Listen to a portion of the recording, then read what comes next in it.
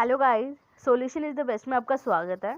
आज मैं आपके साथ डिस्कस करने वाली हूँ BA programme first semester history discipline का एक सब्जेक्ट है एंशिएंट सोसाइटी, प्राचीन समाज जिसे हिंदी में बोला जाता है, जिसमें टॉपिक है मेसोपोटामिया सभ्यता से रिलेटेड। पहले मैंने बताया था पिछली वीडियो में फर्स्ट और सेकेंड यूनिट में जो मैंने कवर करवाया था उसके बारे में, हड़प्पा सभ्यता के बारे में। तो हड़प्पा सभ्यता में जो कांसे का जो युग चला था और सभ्यता वगैरह के बारे में पढ़ा था हमने कि मोहनजोदड़ो और हड़प्पा सभ्यता वहाँ पे मिली थी। अब आती है जो मेसोपोटामिया की सभ्यता, जिसे सबसे पुरानी सभ्यता माना जाता है।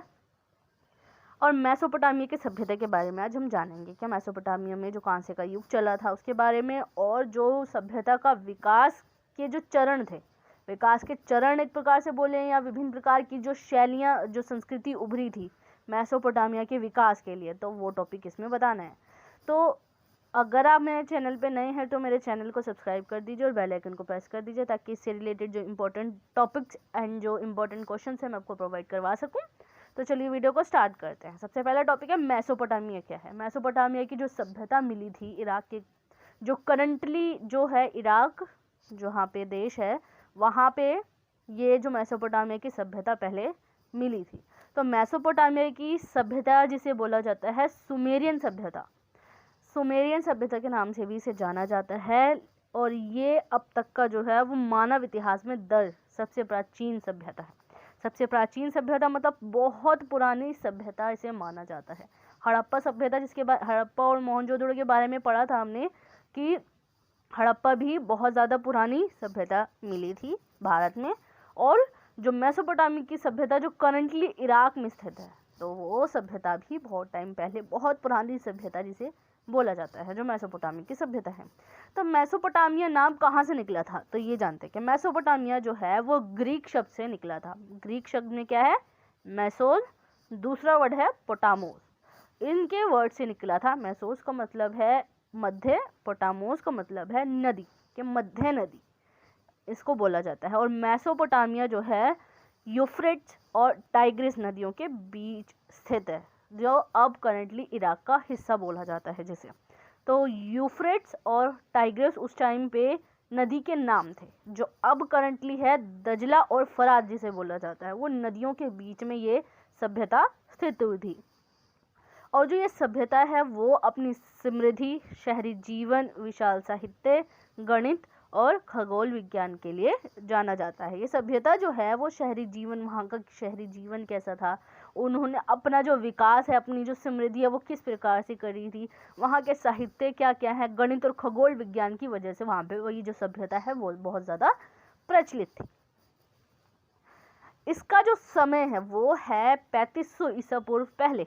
इतिहासकारों का मानना था कि सुमेरी लोग जो हैं उनका भारत और चीन के साथ बहुत ज़्यादा व्यापारिक संबंध, घनिष्ठ मतलब बहुत गहरे संबंध थे, व्यापारिक संबंध इनके रहे हैं भारत और चीन के साथ। इतिहासकारों का ये मानना था।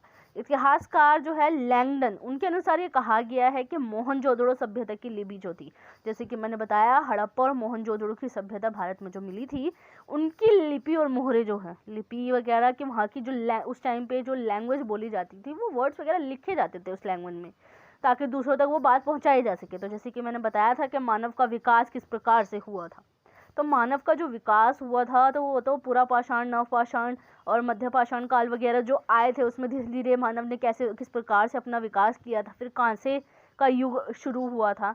तो एक प्रकार से वो लिपि वगैरह जो थी ना, वो एक दूसरे के लैंग्वेजेस वगैरह जानने के लिए उसका यूज़ किया जाता था लिपियों का। और मोहरे वगैरह मतलब स्टिकर्स वगैरह लगाते थे, स्टिकर्स जो होते हैं, तो उसके बिहाफ पर वो एक दूसरे की जो लैंग्वेज होती है वो जानते थे। तो वही जो है मोहनजोदड़ो में जो स्थित जो कुछ ऐसी जो मिले थे लिपि और मोहरे जो मिली थे, वो भी सुमेरी लिपि और मोहरों के साथ मिलती जुलती नजर आई है। किनको, इतिहासकार की नज़रों में ये कहा गया है। शहरीकृत दक्षिण भूमि को सुमेर और अक्कड़ कहा जाता था, और भूमि की पहली ज्ञात भाषा क्या थी, सुमेरियन थी। जो दक्षिण भूमि किसकी, मेसोपोटामिया की, मेसोपोटामिया की सभ्यता जो थी वो जो तीन जो संस्कृति उभरी थी वो मैं आगे बताऊंगी कि कौन सी संस्कृति थी वो। उन तीनों की संस्कृतियों को मेसोपोटामिया की सभ्यता कहा जाता था। उन तीनों सभ्यताओं को मिलाकर ही वो मेसोपोटामिया की सभ्यता उसे कहा जाता था। तो उसका जो दक्षिणी भाग था तो उसको सुमेर और अक्कड़ कहा जाता था। सुमेर और अक्कड़ उसे कहा जाता था। भूमि की जो पहली जो भाषा थी वो क्या थी, उस टाइम पे जो भाषा बोली जाती थी वो सुमेरियन थी। सुमेरियन लैंग्वेज वहाँ पे बोली जाती थी पहले।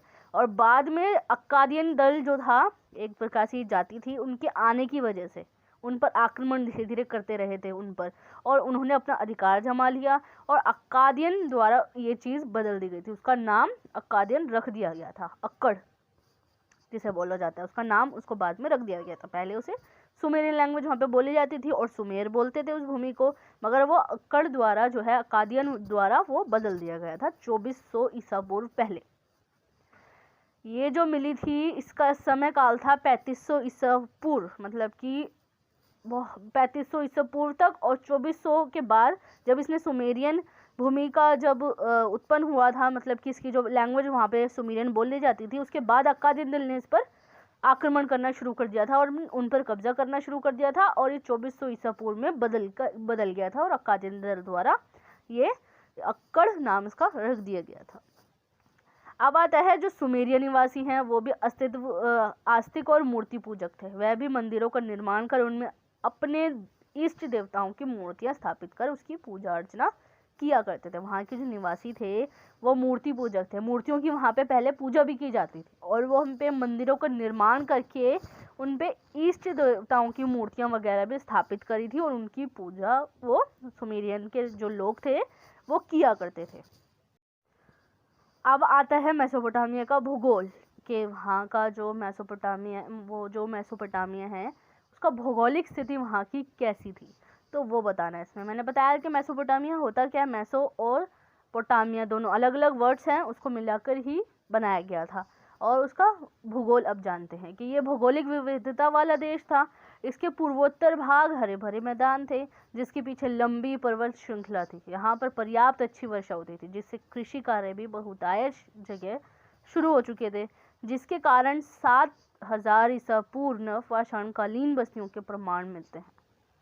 पूर्वी भाग में दजला की सहायक नदियां इराक के पहाड़ी प्रदेशों में पहुंचने और व्यापारिक लेन देन के लिए बढ़िया साधन थे। भौगोलिक विविधता वाला देश कैसे है, क्योंकि भौगोलिक स्थिति यहाँ की बहुत अच्छी थी। इसके पूर्वोत्तर भाग में मतलब कि पूर्वी इलाकों में हरे भरे मैदान भी थे और यहाँ तक कि उसके पीछे जो है वो एक बड़ी सी पर्वत थी। पर्वत मतलब कि एक प्रकार से पहाड़ बने हुए थे वहाँ पे, लंबे से लंबे लंबे पहाड़ थे वहाँ पे, और यहाँ पर पर्याप्त अच्छी वर्षा भी होती थी जिसकी वजह से वहाँ पे कृषि भी जल्दी स्टार्टिंग हो गई थी इसके बिहाफ पर। और नवपाषाण कालीन के जो बस्तियां हैं 7000 ईसा पूर्व के टाइम पे जब नवपाषाण युग जब शुरू हुआ था, वहाँ की बस्तियों के प्रमाण भी उस टाइम पे मिले थे। और दजला की जो सहायक नदियां थी वो भी पहाड़ी प्रदेशों में भी देखने को वहाँ पे मिलते हैं और व्यापारिक लेन देन के भी वहाँ पे बढ़िया साधन भी हो गए थे, क्योंकि ऐसा हुआ था ना कि वहाँ के जो मैदान थे वो बहुत अच्छे थे, वहाँ पे कृषि अच्छे से होती थी, वहाँ की जो मिट्टी थी, वहाँ की जलवायु भी अच्छे थे वहाँ के, क्योंकि मौसम के अकॉर्डिंग ही जो होता है खेती की जाती है, कृषि की जाती है। तो वहाँ का मौसम भी इस बिहाफ पे था कि हर तरह की हर मौसम में वहाँ पे जो कृषि होती थी हर मौसम में वहाँ पे। और दजला की जो सहायक नदियाँ थी वो भी पहाड़ी प्रदेशों में मिलती थी और वहाँ का जो व्यापारिक लेन देन था वो भी बहुत अच्छा था। यदि इस भूभाग के उत्तर में देखेंगे तो आज भी यहाँ ऊंच नीची की स्टाफी के घास के मैदान थे, यहाँ पर पशुपालन की ज़्यादा संभावना थी। इसी प्रकार इस भूभाग का दक्षिणी क्षेत्र में रेगिस्तान है, परंतु यहाँ पर दजला फरात की नदियाँ भी बहती हैं, क्योंकि इन सहायक नदियों में पहाड़ों से चलकर इस क्षेत्र में उपजाऊ और बारीक मिट्टी को हर साल एकत्र कर देती है। इस प्रकार इस उर्वर क्षेत्र में प्रचुर जल और उपजाऊ मिट्टी से गेहूं, जौ, मटर, मसूर के जो खेत हैं उनमें अच्छी फसल पैदा होती थी। नदियों में मछली पालन होता था। जो उत्तरी भाग है, उत्तरी भाग में भी देखा है कि ऊंची ऊंची जो ट्रॉपिक घास वगैरह के मैदान भी वहाँ पे देखे गए और वहाँ पे उत्तरी साइड में पशुपालन की संभावना भी बहुत ज़्यादा देखी गई है कि वहाँ की जो खेती, क्योंकि ऐसा होता था ना कि घास के मैदानों में क्या होता था कि जानवर वगैरह को चराने के लिए आसानी होती थी, वहाँ पे घास वगैरह खाते थे, बड़े बड़े उसमें घास उगते थे वहाँ के मैदानों में, और वहाँ के जो पशुपालन था वहाँ भी बहुत ज़्यादा चांसेस थे।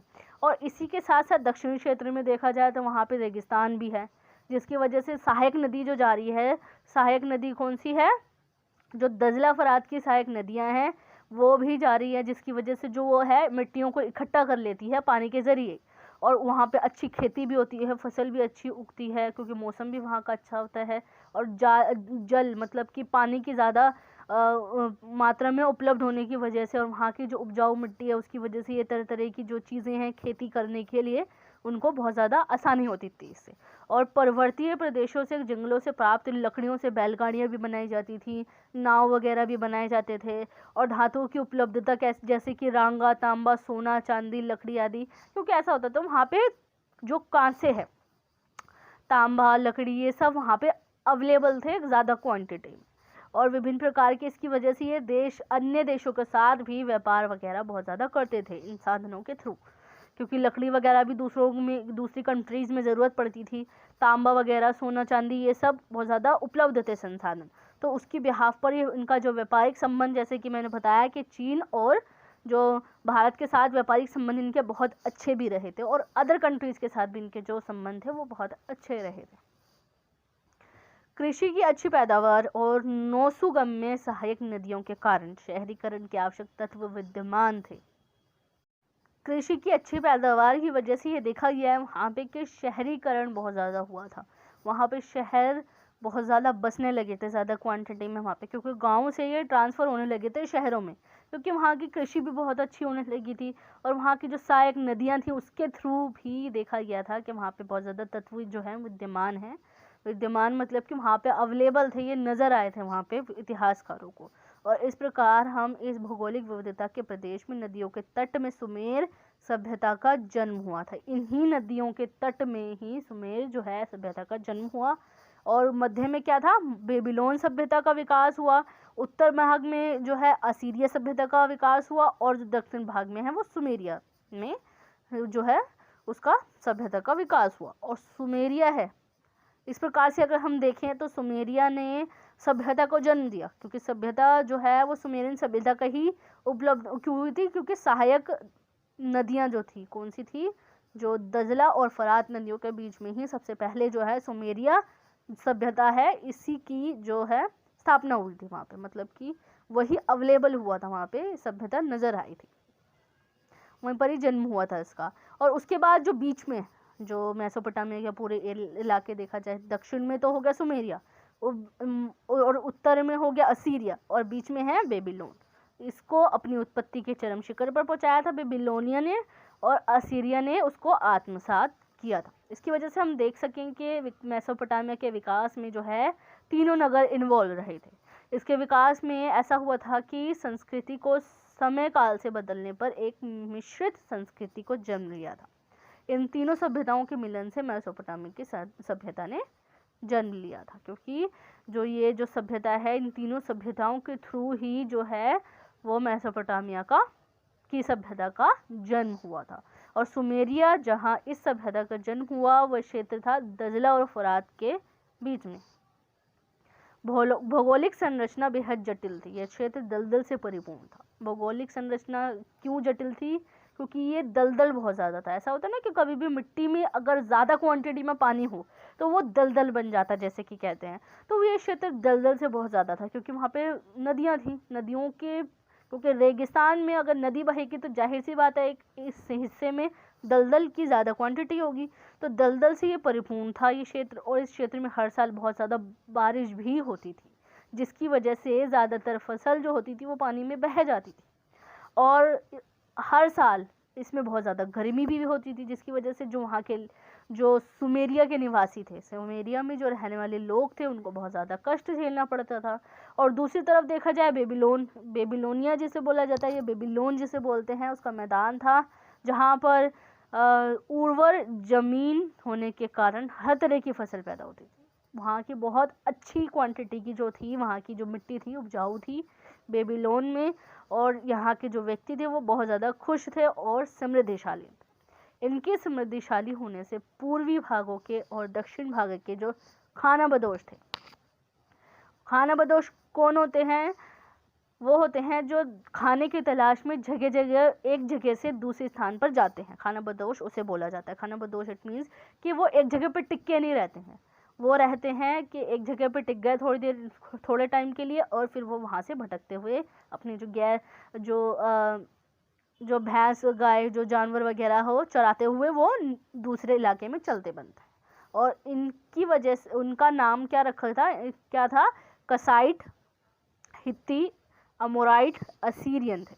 तो ये सब जो दक्षिणी भाग के और पूर्वी भाग के भी खानाबदोश और दक्षिणी भाग के खानाबदोश इन्होंने बेबीलोन में, क्योंकि यहाँ के जो लोग थे बेबीलोनिया में जो लोग थे वो बहुत समृद्धिशाली थे, बहुत ज़्यादा सुखद थे, क्योंकि हर तरीके की यहाँ पे फसलें उगाई जाती थी और यहाँ के जो व्यापार था बहुत अच्छा होता था, जिसकी वजह से दोनों पूर्वी और दक्षिणी भाग के जो खानाबदोश थे इन पर आक्रमण करने लगे थे, और इसकी वजह से वहाँ के लोग बहुत ज़्यादा परेशान होने लगे थे।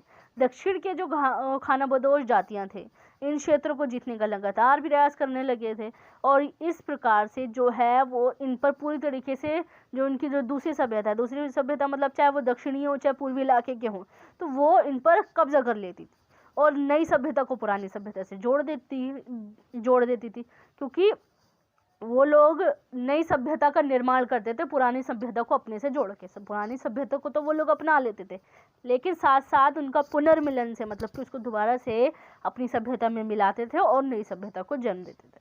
तो ये इसकी वजह से बहुत ज़्यादा कठिनाई का सामना उनको झेलना पड़ता था बेबीलोनिया में। मेसोपोटामिया के नगरों के लगातार उत्थान पतन से राजवंशों के जय पराजय से मेसोपोटामिया की एकता स्थायित्व में कमी को दिखाता है और मेसोपोटामिया के इतिहास को जटिल बनाता है, क्योंकि ऐसा होता था ना कि मेसोपोटामिया के नगरों में बहुत ज़्यादा